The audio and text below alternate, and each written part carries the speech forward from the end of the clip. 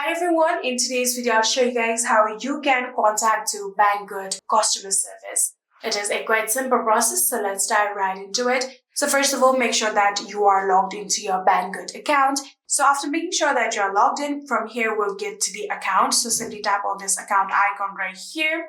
And after doing that, here you have to scroll down and you can see the services option right here. So if you simply tap on help center right here, you can see there is the option of contact us right here. Tap on it and then you can get three different options. If you want to live chat with them, you can do that. If you want to call them, you can do that. Or if you want to return or repair a product, you can also do that. If you tap on live chat, you'll get a bunch of inquiry options. So if you want a product inquiry, you can tap on it. And if you want a payment, points, or any inquiry, you can select it and do it like that.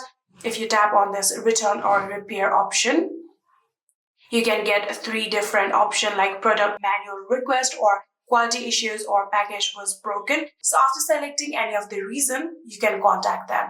And yeah, that is it. I hope this video was helpful to you guys. If it was, please do not forget to hit that subscribe button and like our video. Thank you so much for watching. See you in the next.